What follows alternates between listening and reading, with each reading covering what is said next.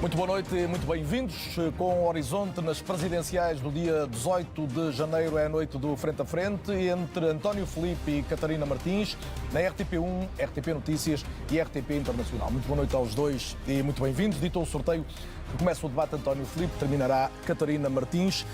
Amanhã temos a primeira greve geral em mais de 10 anos, junto às duas centrais sindicais. O António Filipe, num debate que teve aqui anteontem, já disse que usaria todos os poderes que a Constituição lhe dá, reconheceu todavia também que no limite podia ter de promulgar a lei. A pergunta que lhe faço é se vê algum outro contexto em que fosse possível promulgar sem ser obrigado, ou seja, que tipo de recuo é que tinha que haver ou que tipo de atendimento é que tinha que haver. Boa noite, Carlos Daniel, boa noite, Catarina, e boa noite aos seus espectadores. E eu queria dar uma cordial saudação muito fraterna aos trabalhadores portugueses que vão participar nesta greve geral e que têm todas as razões para isso. Aliás, esta greve geral é uma luta pela democracia, a defesa dos direitos dos trabalhadores, é uma luta que tem que ver com tudo, ou seja, tem que ver com a democracia portuguesa, tem que ver com o nosso modelo de desenvolvimento e, portanto, eu creio que é um grande serviço à democracia portuguesa que os trabalhadores que vão participar da greve geral vão fazer e eu estou inteiramente solidário com eles. Eu já referi, de facto, que poderes é que o Presidente da República tem sobre esta matéria. É evidente que o Presidente da República em Portugal, o nosso sistema político não tem um veto absoluto sobre leis da Assembleia da República, mas eu levaria ao limite dos poderes presidenciais. Ou seja, obviamente que estamos a falar da proposta de lei tal como a conhecemos. E, portanto, mas imagino um recuo em algumas matérias mais sensíveis por parte do governo. Eu acho que isso seria estar aqui a pintar um cenário que é de todo imprevisível. Ou seja, eu espero que o Governo olhe para a greve geral que vai acontecer amanhã, retire daí as suas conclusões e retire esta proposta. Porque esta proposta não faz nenhum sentido, ela não constava de nenhum programa eleitoral, é um retrocesso profundo nos direitos dos trabalhadores e eu espero que ela seja retirada e, se não for, eu espero que a luta dos trabalhadores obrigue a Assembleia da República a não aprovar esta proposta. O que é que considera que será um sucesso da greve geral de amanhã? Vamos ver, eu acho que é a adesão, obviamente, a adesão dos trabalhadores. A partir das indicações que temos é que será uma muito elevada adesão dos trabalhadores, daqueles que puderem aderir. Porque, evidentemente, que já temos hoje uma situação de extrema precariedade no mercado de trabalho que fará com que muitos trabalhadores não tenham condições para aderir à greve. António Filipe, se eu ouvi bem, espera que tenha impacto quer no que pode ser a decisão do Governo, quer da própria Assembleia. Eu acho que nenhum Governo responsável pode ficar indiferente perante uma manifestação desta dimensão feita pelos trabalhadores portugueses. E as indicações que existem de adesões anunciadas a esta greve faz prever uma adesão muito grande. E, portanto, eu como Presidente da República, e estamos a falar na proposta de como a conhecemos, se ela chegar, eu espero que não chegue, eu espero que o Presidente da República, que vai tomar posse em março, não tenha que intervir sobre esta matéria. Mas, obviamente, que suscitaria junto ao Tribunal Constitucional, requeriria ao Tribunal Constitucional a fiscalização da constitucionalidade de normas que eu considerasse violadoras da Constituição, e, designadamente, enfim, a liberalização, ou seja, a não admissão de um trabalhador, a não reintegração de um trabalhador. E no limite também já enviaria até uma mensagem à Assembleia da República para deixar essa mensagem é a utilização do veto político do Presidente da República, que sabe-se que é ultrapassável, mas não deixa de pesar. Eu creio que faz sentido, porque eu acho que os trabalhadores precisam de saber se tem ou não um Presidente da República que esteja do seu lado. Vou-me perguntar a Catarina Martins como é que se posicionaria. Boa noite e bem-vinda também. A sua oposição a estas alterações também é pública e notória. A minha pergunta é se seria convictamente vou usar uma expressão clássica da política portuguesa, força de bloqueio perante uma lei destas, enquanto Presidente. Boa noite, antes de mais, cumprimentos aos dois, cumprimento quem nos está a acompanhar. Mário Soares era Presidente da República em 1988 e apoiou uma greve geral, talvez tenha sido por isso que Cavaco Silva chamava força de bloqueio. Se uma força de bloqueio for quem está a defender os trabalhadores contra um governo que lhes quer tirar os direitos, será, mas eu acho que isso não é bloquear o país. Isso é, pelo contrário, desbloquear o país. Porque defender quem trabalha, mas seria um primeiro momento de trabalhar. crispação e dificuldade entre si, enquanto Presidente eventual, e o Governo. É preciso defender quem trabalha neste país. Repare, esta greve geral, não há muitas greves gerais em Portugal, não há nenhuma greve geral há 12 anos. Esta greve geral é convocada simultaneamente pela CGTP, pela UGT, os sindicatos independentes também aderiram a esta greve. Até os trabalhadores do partido do Governo, os trabalhadores sociais-democratas, votaram na UGT para que houvesse esta greve geral e, portanto, é preciso compreender que esta greve vem de amplos setores que percebem que o Governo está a tentar fazer é um ataque profundo a quem vive do seu trabalho. Eu queria só deixar uma nota sobre a violência do que aí vem. O Governo quer dizer aos mais jovens que, por nunca tiveram um contrato permanente, podem ficar a prazo toda a vida. Nunca mais vão ter direito a um contrato. E está a dizer aos trabalhadores que podem... Eu estive a fazer as contas, com a ideia do banco de horas individual, um trabalhador com salário médio pode perder 930 euros por ano com horas que não lhe vão ser pagas como devidamente são, horas extraordinárias. Portanto, estamos a falar um ataque a todas as gerações, um ataque a todos os salários, que é um ataque à nossa economia. Porque se os nossos salários são baixos, se os nossos contratos são precários, nós não vamos ter uma economia qualificada e uma economia forte. Posso depreender que, perante esse cenário que coloca, não vê a possibilidade que muitos defendem como boa para o país, que é de uma concertação, de um entendimento mesmo posterior a esta greve? A UGT manifesta a abertura para esse debate. Repare, eu acho que os sindicatos negociam sempre. Os trabalhadores nunca deixam de negociar condições. Mas não vê grande caminho para um entendimento? O que eu acho é que esta greve geral é um sinal de que o Governo tem de ter outra proposta em cima da mesa para ser negociada. E seguramente há tanto para fazer neste país, que é um país de salários muito baixos, é um país em que se trabalha horas demais, por salário pequeno demais, é um país em que a precariedade é tão grande, que há tanta gente que não vê futuro aqui e que vai embora, e portanto precisamos de mudar. Eu queria só deixar uma nota sobre este assunto que eu acho que é muito importante para o dia da manhã. Que é, eu sei que há muitos trabalhadores em Portugal que não são sindicalizados, ou seja, acho que a taxa de sindicalização neste momento é 1 em cada 8, mais ou menos na economia geral, na agricultura é 1 em cada 50. Eu quero dizer a todos os trabalhadores deste país, sindicalizados ou não, que têm direito a fazer esta greve, que é o seu direito de fazer esta luta. Cada um decidirá pela sua consciência, pelas suas condições de vida, fazer um dia de greve é menos um dia de salário, é um dia difícil, cada um decidirá, mas toda a gente tem direito a fazer greve e este direito está protegido pela Constituição da República. Queria que me respondessem sinteticamente os dois à intenção do Primeiro-Ministro de fazer avançar o salário mínimo desde logo, que é aquilo que o Governo pode decretar. Quando o Primeiro-Ministro fala num salário mínimo de 1.500 euros ou de 1.600, isto como objetivo faz sentido aos seus olhos? Eu acho que o Primeiro-Ministro está a gozar com as pessoas e é feio. Porque, repara, o Governo acabou de chumbar hoje propostas da esquerda para aumentar mais o salário mínimo. Mas é bom que aumente o salário mínimo. É bom, mas é bom que se fale verdade. Ou seja, o mesmo Primeiro-Ministro que só aumenta o salário mínimo 50 euros este ano, está a dizer que nos próximos anos da legislatura vai aumentar todos os anos o salário mínimo em 200 euros e alguém acha que ele está a falar verdade? Eu acho que ele não disse que ia aumentar todos os anos, pelo menos eu não vi isso. Pois, mas disse que tinha esse objetivo. Disse que ia calendarizar, não disse para quando. Pois está bem, sabe-se lá para quando não pode ser, não é? As pessoas têm um salário agora. 30 segundos a sua leitura sobre há um sinal muito claro de que ninguém leva isso a sério. É as confederações empresariais não protestarem. Porque as confederações empresariais, que qualquer cêntimo de aumento do salário mínimo protestam e dizem que isso não é possível, ouvem este anúncio do Primeiro-Ministro e não dizem nada, que significa que nem eles acreditam nele. Porque eu queria só dizer isto nestes tais 30 segundos. É que o ponto de partida da legislação laboral já é muito baixo. Perante a atual legislação, ela já fragiliza imenso a posição dos trabalhadores. Um país com salários tão baixos, com uma legislação laboral já tão desfavorável, como é que se entende que o Governo ainda queira fragilizar ainda mais e este é um tema que há de voltar aos próximos debates e ambos estarão aqui na RTP também nos próximos dias, da República ter milhão pela frente. Depois de conhecermos os dados relativos a esta greve geral do dia de amanhã. António Filipe disse aqui, também há 2 dias, que é da esquerda sem mas. Disse que António José Seguro pertence ao consenso neoliberal. Sim. De Jorge Pinto, que é uns dias sim, outros dias não à esquerda. Catarina Martins é de esquerda sem mas? Não tenho dúvida nenhuma acerca disso. Agora, a questão é esta.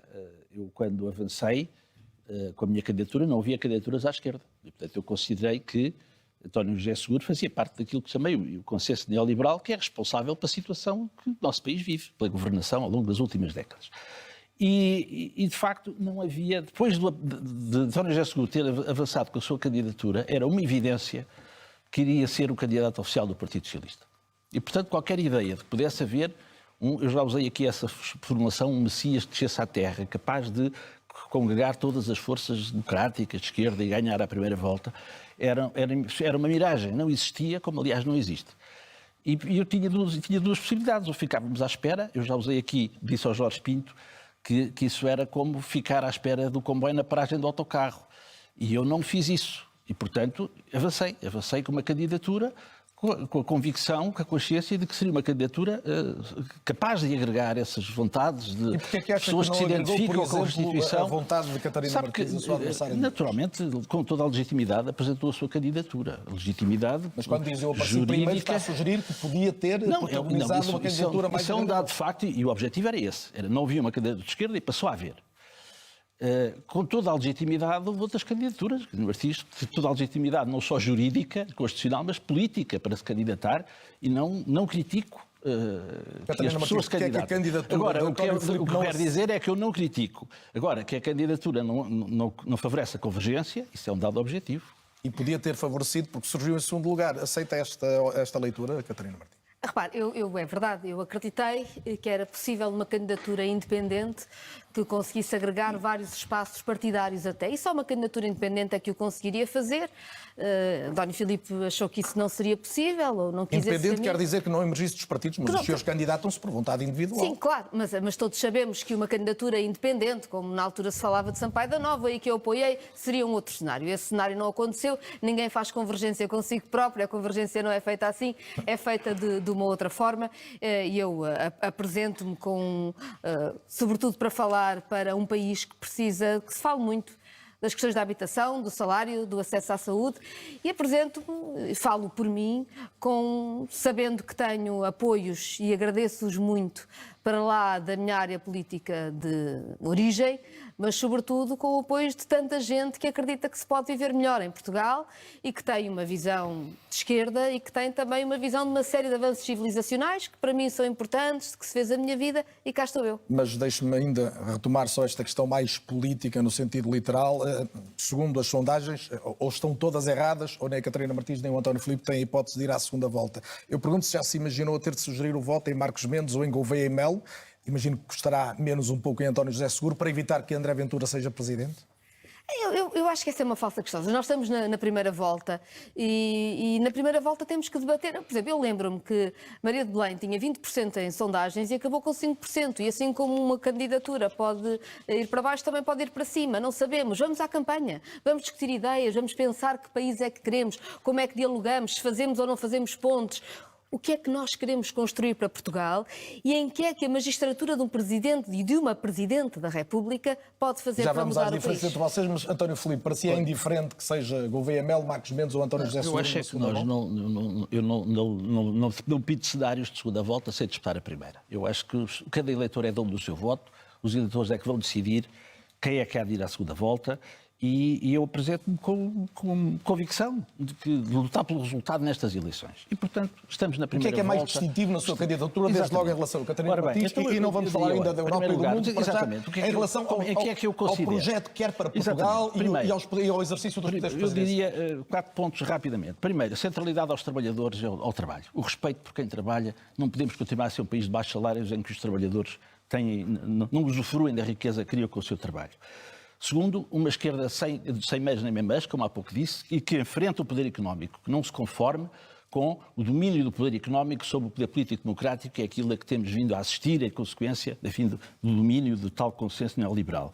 Uma candidatura patriótica, ou seja, que não aceite as imposições que nos venham do exterior, das grandes potências, designadamente da União Europeia ou da NATO, e, portanto, que uma presidência assente na prevalência do interesse nacional e os valores de Abril, contra os valores escritos na Constituição, uma candidatura antifascista, portadora de um grande património de luta contra o fascismo, de luta pela liberdade e pela democracia. E nesses 4 itens, qual é que o diferencia mais de Catarina Martins? Sabe que eu não coloco as coisas assim.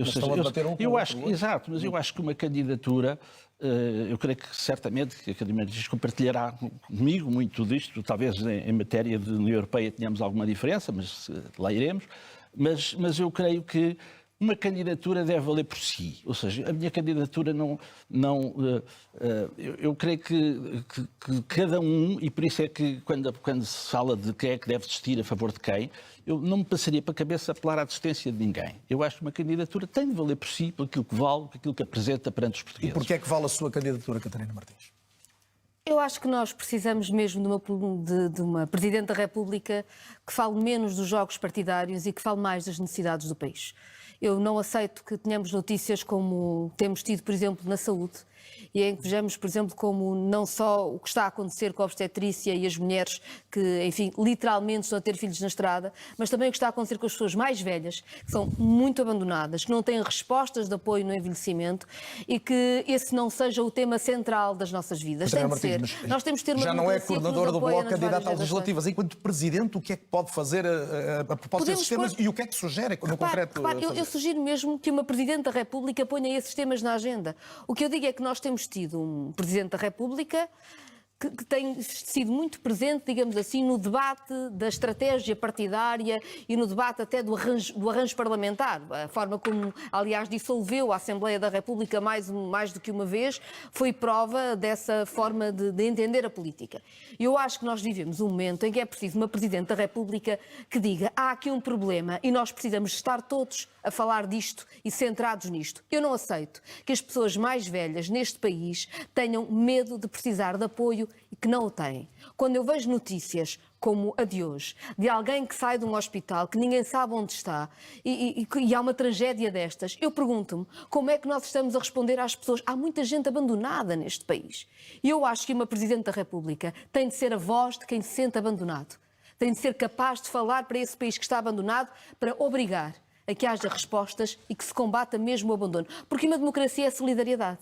E é sendo de solidariedade que ela é forte e que ela tem credibilidade. Uma sondagem recente, como terão visto, há uma maioria significativa dos inscritos, representam necessariamente os ouvidos na sondagem, que dizem reclamar um presidente mais interventivo. A Catarina Martins lembrava há pouco que Marcelo Rebelo de Sousa, nos seus 2 mandatos, dissolveu 3 vezes o Parlamento. E creio que em pelo menos 2 das circunstâncias é crítica dessa decisão. Teria de ser ainda menos interventivo, é isso? O problema é que eu acho que essa é a intervenção errada. Há várias formas de intervir. Quando o Presidente da República deixou considerar que a aprovação ou não de um orçamento do Estado era uma espécie de moção de censura ao Governo e, portanto, quando uma espécie de chantagem ao Parlamento, os partidos ou aprovam todos ou vamos para eleições, passou-se a discutir muito mais tática política e muito menos dos problemas das pessoas. Eu não faria isso. Acho que esse não é o papel do Presidente da República e não é a minha leitura da Constituição da República Portuguesa, que diz claramente que o Parlamento pode ter soluções e deve ser obrigado a ter soluções. Mas, pelo contrário, seria muito mais interventiva quando vejo problemas claros do funcionamento das nossas instituições, quando vejo problemas claros do funcionamento da nossa democracia na resposta à população, ao ser a voz dessa população que está frágil, que se sente abandonada. Consegue encontrar um exemplo de alguma circunstância que motivasse uma dissolução do Parlamento ao longo dos últimos anos? Quando estando em causa o Estado de Direito Democrático, claro que sim. Se o Parlamento não for capaz de uma solução de governo que cumpra a Constituição, que seja de acordo com os valores que a nossa Constituição obriga, deve ser dissolvida. Mas a verdade é que Marcelo Rebelo de Sousa dissolveu a Assembleia da República sem aferir dessas condições, ou mesmo quando essas condições... Após a demissão de António Costa também errou aos seus olhos? Podia ter trabalhado uma solução, sim, no âmbito estrito da Constituição. Isso está previsto. Acho até que a degradação do debate político, não tendo o Presidente da República como responsável, longe de mim responsabilizá-lo por essa degradação, mas a verdade é que se acelerou a partir do momento em que a política começou a falar, e os políticos muito da própria política e muito pouco do país. E não se procurar soluções no quadro parlamentar para as grandes crises que a nossa população tem de enfrentar todos os dias, foi um erro. Desse ponto de vista, eu acho que Marcelo Rebelo de Sousa foi muito interventivo no quadro político-partidário e não teve a intervenção, que eu acho que é a intervenção de uma Presidente da República na defesa da população. António Filipe, queria ouvi-lo também sobre isto, mas colocando mais esta nota, o António Filipe tem dito que o Presidente é o último reduto da defesa da democracia e invocado uma figura que nunca foi utilizada, que é a hipótese de uma demissão do Governo. Qual é o horizonte que coloca para que haja uma questão tão grave? Nós temos tido leis controversas, discutimos aqui as do trabalho, tivemos os estrangeiros, da nacionalidade. Alguma destas o fez pensar nisso? Não nesses termos. Ou seja, eu acho que de facto a Constituição prevê essa possibilidade e não foi utilizada e espero que nunca seja. Porque o que diz a Constituição é que o Presidente da República pode demitir o Governo para garantir se o Governo puser em causa o regular funcionamento das instituições democráticas. E ainda bem que nunca fomos confrontados com isso, porque isso seria uma crise muito grave. Agora, o que eu acho que a Constituição quer dizer com isso é que torna o Presidente da República o último garante da democracia, ou seja, há um ponto a partir do qual não se pode passar. E que o Presidente da República não pode permitir que o Governo passe. Agora, eu creio que Agora, não vale a pena estarmos a ficcionar, a inventar exemplos. Eu acho que não. E ainda bem que isso não acontecia, e espero que nunca aconteça. É uma salvaguarda que a nossa Constituição tem. Porque a dissolução da Assembleia e ainda por cima uma figura dessas, que conduziria inevitavelmente, creio eu, à dissolução da Assembleia, embora não necessariamente, mas creio que não se pode ser tomada de ânimo leve. E, de facto, também creio que a demissão, por ter sido recusada da generalidade de um orçamento de Estado de um governo minoritário, foi completamente despropositada e nada... Ainda que os partidos que fizeram aqui o governo soubessem dessa intenção do Presidente. O que eu acho que o cumprimento da Constituição tem que ver com isto que a Catarina estava a falar. Ou seja, a nossa Constituição é muito rica do ponto de vista de direitos económicos, sociais e culturais. E isso deve ser levado a sério. Ou seja, cumprir a Constituição não é só o problema da separação de poderes e de equilíbrio entre órgãos de soberania. Cumprir a Constituição é respeitar os direitos sociais e exigir políticas públicas que defendam o Serviço Nacional de Saúde, que defendam o direito à habitação, o artigo 65, que garantam o acesso dos jovens aos graus mais elevados de ensino, que dignifiquem os direitos dos trabalhadores, que promovam a cultura. Eu acho que cumprir a Constituição é isso. E quando o Presidente da República jura cumprir e fazer cumprir a Constituição, eu creio que os portugueses têm o direito de exigir um Presidente da República que esteja do seu lado, do lado da resolução dos seus problemas, que os compreenda, que esteja solidário com eles e use as suas competências, as que tem, não outras, no sentido de lutar. Eu acho que é um termo. Eu acho que o Presidente da República tem a obrigação de lutar pelos portugueses, lutar pelo seu povo. Muito bem. E exigir políticas públicas no sentido do cumprimento da Constituição. E depois é preciso equilibrar os tempos. Catarina Martins, vamos à questão da Europa e na relação da União Europeia com a Ucrânia. Catarina Martins votou no Parlamento Europeu uma resolução de reforço da ajuda militar à Ucrânia. Explicou porque é que o fazia. Gostava que o pudesse explicar a quem está em casa, porque imagino que o António Filipe não concorde, e também que nos dissesse qual é o limite que coloca para essa ajuda militar e financeira. Até onde é que a Europa pode ir para suportar o esforço de defesa da Ucrânia? Bem, eu faço parte de uma tradição da esquerda que acredita na autodeterminação dos povos, em todos os cenários, no da Ucrânia também, e que acredita que os povos têm o direito à resistência, incluindo à resistência armada. Aliás, sempre foi essa a tradição da esquerda portuguesa e é nisso que eu acredito. O que quer dizer, naturalmente, que também acho normal que se apoie a Ucrânia contra uma invasão da Rússia. Dito isto, eu não tenho exatamente a mesma posição que é maioritário na União Europeia, porque acreditando eu nisto, acredito também muito que é importantíssimo fazer esforços de paz e que a paz tem de ser o objetivo. Uma paz que seja naturalmente, desde logo, uma paz que em condições que os próprios ucranianos queiram, e portanto choca-me profundamente um acordo de paz imposto por Donald Trump que vai ao encontro de todas as pretensões de Putin, em que a Ucrânia nem sequer se senta às mesas da negociação, e portanto, como é sabido também, eu estive contra uma escalada militar em algumas das propostas que foram apresentadas, porque achei que não era equilibrado. Acho que há uma diferença entre apoiar a Ucrânia na sua defesa ou querer uma escalada militar por isso sem eu lhe pergunto, negociação de paz. Isso deve ir até onde? Qual é o limite? O que eu acho é que nós já devíamos estar há muito tempo numa situação de negociação de paz, em que a União Europeia tivesse uma voz que se fizesse ouvir, em vez de ser completamente subalterna aos interesses de Donald Trump, que neste momento quer dizer também subalterna aos interesses de Vladimir Putin. Já a União Europeia devia, desde o primeiro momento, ter proposto uma solução de paz, que eu acho que podia ter passado pela neutralidade da Ucrânia face à NATO, mas com a soberania do seu território. O presidente Zelensky deu na altura, em 22, todos os sinais de que estaria disposto a esse caminho e a União Europeia pura e simplesmente não investiu na diplomacia da paz, não fez nada sobre isso e, portanto, deixou a situação arrastar-se com milhares e milhares de mortos. Vamos em 4 anos. Mas mantém que é preciso ajudar a Ucrânia para que a posição na mesa negocial da Ucrânia seja mais forte. Mas também mantenho que continuar a deixar os ucranianos morrerem como estão a morrer e a sua economia destruída, porque a União Europeia continua a ser um capacho dos Estados Unidos, que estão neste momento aliados à Rússia, é um erro brutal, é uma irresponsabilidade e tem de parar. António Filipe, enquanto Presidente, se um Conselho Europeu se preparasse para prolongar o apoio, desde logo militar, à Ucrânia, defenderia que Portugal se afastasse da posição comum? Já o Presidente da República não participa dos Conselhos Europeus, mas tem uma opinião. É exclusivo do Governo. A minha opinião desde sempre é que é completamente errado pensar que se chega à paz com o envio de armas. Nós somos ambos solidários, sem reservas, com o povo da Palestina. Não nos passa pela cabeça pensar que a paz na Palestina e no Médio Oriente passa por enviarmos armas aos palestinianos. Não é assim.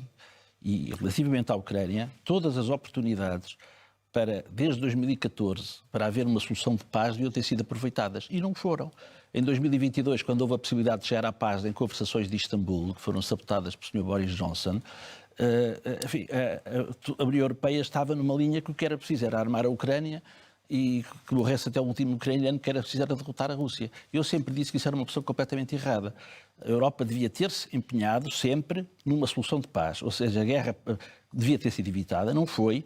Essa não tendo sido evitada, ela devia ter-se Quando ouviu os argumentos da Catarina Martins em relação ao apoio militar, portanto, nem mais um euro para a Ucrânia. Eu acho que o apoio militar não é o caminho. O caminho é apostar tudo na diplomacia, porque é a única forma de acabar. Eu ando a dizer há muito tempo, quanto mais tarde chegar à paz, pior para a Ucrânia. E a realidade está a demonstrar isso. E alguém além do Trump possa fazer essa mediação? Vê alguém além do Trump para fazer essa mediação? Agora, eu sou completamente agnóstico relativamente às lideranças. Eu acho que Trump tem uma liderança errática, que o que quer é vender armas à Europa. Entre Putin e Zelensky venho ao diabo e escolha. Eu creio que eles são muito iguais, estamos perante elites corruptas. Mas quando fala da Palestina, identifica perfeitamente o agressor e o agredido. Porquê é que não faz o mesmo em relação à Ucrânia? Desde há 48 anos que eu considero não, as Nações Unidas consideram que estamos perante um processo de colonização. Eu creio que a guerra, assim como a maioritária internacional, o problema não é claramente não, o problema não é esse, não é esse. O problema não é esse. O problema não é esse. O problema é que há, por exemplo, na União Europeia, totalmente dois pesos e duas medidas relativamente à Ucrânia e à Palestina. Porque nós não vemos a União Europeia a tomar uma posição contra o genocídio na Palestina. Não vemos. Não vemos. Até se recusam a considerar que estamos perante um genocídio. Portanto, há totalmente dois pesos e duas medidas. A nível europeu, há um contraste absoluto entre aquilo que defende em relação à Ucrânia e aquilo que defende em relação à Palestina, não é? Porque em relação à Ucrânia falam em autodeterminação dos povos e não respeitam o direito à autodeterminação do povo da Palestina. Vê estes dois pesos e duas medidas, Catarina Martins? Eu vejo dois pesos e duas medidas, claro, mas também, aliás, tenho sido muito vocal contra estes dois pesos e duas medidas e na defesa da Palestina. Não comparo naturalmente a situação da Palestina com a da Ucrânia, até porque a Palestina é uma situação de ocupação, que a resistência é toda ela diferente. Agora, entendamos, o facto de um governo não ser um bom governo não se resolve invadindo. Nem se resolve o conflito que existia desde 2014 invadindo. Claro que Portugal teve uma ditadura durante 48 anos, tinha uma guerra colonial, seguramente ninguém de esquerda pediu para Portugal ser invadido. Seria absolutamente absurdo. E mais, eu estive em Kiev. E eu estive em Kiev com oposição a Zelensky, até com sindicalistas que são perseguidos por Zelensky. Mas há uma coisa que todos têm em comum. Todos querem combater a invasão da Rússia, porque nenhum deles acha que ficará melhor na luta pelo seu país, na luta pelos direitos e pela democracia no seu país, se estiver sob o jugo russo. E, portanto, não escolher as lideranças é também dizer que, independentemente do que se pense de Zelensky, aliás, a RTP até denunciou o escândalo de corrupção, independentemente do que se pense do governo de Zelensky, a Ucrânia tem direito à sua soberania e tem direito a defender-se. E a invasão é injustificável, não pode acontecer. É evidente, mas eu também condeno a invasão. Agora, o que eu sempre disse é que não havia uma solução militar que não passasse. A solução militar, naquela situação, seria, e se continuar, será a capitulação da Ucrânia. E já ficou eu claro. não quero isso. Eu acho é que quanto mais tarde chegasse a uma solução de paz, pior para a Ucrânia, e sempre condenei os desenvolvimentos que houve em 2022, eu condenei. Estamos a chegar ao fim, eu queria colocar ainda uma questão, eventualmente duas, dependendo das vossas respostas. Hoje mesmo é o dia da entrega do Nobel da Paz à líder da oposição da Venezuela, Maria Corina Machado. As vossas posições não são idênticas em relação à situação na Venezuela. A Catarina Martins tem sido mais crítica do que chama uma deriva autoritária do regime Maduro, mas eu gostava essencialmente que cada um nos desse a leitura da situação e, sobretudo, que relação é que Portugal deve ter com um país onde vivem mais de 600 mil de portugueses e lusodescendentes. Em primeiro lugar, naturalmente, Portugal deve manter relações com a Venezuela, sobretudo na proteção da sua comunidade e na ligação da sua comunidade. Sobre isso é bom não haver dúvidas. Devo dizer que não tenho nenhuma simpatia pelo governo de Nicolás Maduro. Aliás, condenei várias vezes até a falta de transparência absoluta eleitoral. Devo dizer também que não serei capaz de apoiar a entrega de um prémio Nobel a uma pessoa que sugeriu a invasão do seu próprio país por Donald Trump. E, portanto, isso para mim não tem sentido. Eu queria só acrescentar uma nota, se me permitem. Vai ser a última a falar, portanto, eu permito já que volta ao tempo. Não, acho que aqui estamos largamente de acordo. Fundamental, independentemente de quem esteja no poder na Venezuela, os interesses da comunidade portuguesa devem ser defendidos. Não é? E, aliás, creio que há uns anos atrás foi um erro crasso do governo português da altura e até do governo do Partido Socialista ter reconhecido um tal Juan Guaidó. Que isso não faz o mínimo sentido.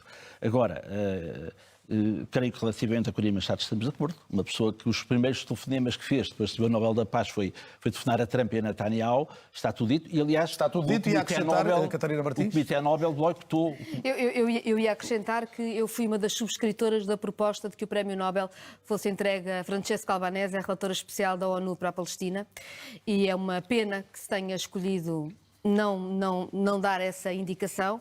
E acho que também este é um momento para assinalar o papel da ONU e de António Guterres, que têm sido muito atacados na sua defesa do povo palestiniano e na voz que levantam contra o genocídio. E queria também saudar os músicos e artistas portugueses que disseram hoje que não participarão na Eurovisão, mesmo que ganhem o Festival da Canção, se Israel lá estiver.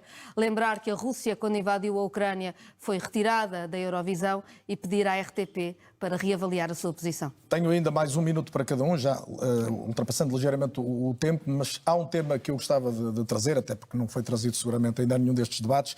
Hoje mesmo a Austrália tornou-se o primeiro país a proibir os jovens com menos de 16 anos de estarem nas redes sociais. E há também uma intenção que devem conhecer, obviamente, do Presidente do Governo Espanhol, de pôr fim ao anonimato nas redes sociais. Estamos aqui num quadro que os preocupa a todos, a questão da desinformação, do discurso de ódio nas redes sociais, e eu gostava que usassem o último minuto cada um para me dizerem se veem nisto algo que vai proteger a democracia ou se, pelo contrário, também é uma abertura de uma caixa de Pandora que pode pôr em causa a liberdade de expressão. Olha, eu acho que vale a pena fazer esse debate na sociedade portuguesa. Claro que eu creio que isso não depende assim de uma decisão presidencial, não é? Não há nenhum decreto presidencial sobre isso. Mas podem suscitar. Acho que esse debate faz todo o sentido. Quer um, quer outro. Quer o debate da proteção das crianças perante as redes sociais, quer o problema do anonimato, porque o anonimato nas redes sociais é um elemento completamente perturbador e não vejo que haja nenhuma violação de direitos humanos em que os operadores das plataformas que tenham uma identificação das pessoas que acedem a elas. Creio que até do ponto de vista da segurança dos cidadãos, isso pode ser importante. Portanto, tendencialmente não rejeita nenhuma nem outra. Não, eu acho que a questão deve ser debatida. Portanto, não creio que não se trata de tomar agora aqui uma posição definitiva sobre... Mas é uma questão de cidadania destes tempos. É uma questão de cidadania que faz todo o sentido que seja debatida, e eu também me quero solidarizar com os artistas portugueses que tomaram esta posição relativamente à Eurovisão. Catarina Martins, em relação às redes sociais. Há duas questões diferentes. Uma tem a ver com questões de saúde. Está provado, aliás, que as redes sociais têm um impacto muito negativo do ponto de vista da saúde das crianças e dos jovens. Eu lembro que há uns anos, quando se debatia o tabaco, também era uma questão de liberdade, e percebemos que, para lá da questão de liberdade, também há a questão da defesa da saúde, da defesa dos fumadores passivos. Essa circunstância é mais pacífica. A questão da desinformação, é pacífica do discurso hoje. de ódio. O que eu estou a dizer é que, se calhar, nós temos certo, dos algoritmos. Em relação ao discurso de ódio e aos algoritmos, dizer o seguinte: não é preciso. Eu não aceito a falsa dicotomia entre perder a privacidade de cada cidadão que usa as redes ou corresponsabilizar as redes quando se cometem crimes nas redes. E quando, por exemplo, há um canal de Telegram em que 60 mil homens publicam imagens de mulheres não consentidas, seguramente que nós estamos a falar de um crime. E os crimes têm de ser combatidos. E, portanto, nós não precisamos ter um estado de vigilância individual sobre cada cidadão para conseguirmos responsabilizar as redes de comunicação pelos crimes que permitem que aconteçam. Catarina Martins, António Filipe, foi um gosto tê-los esta noite na RTP. O próximo debate na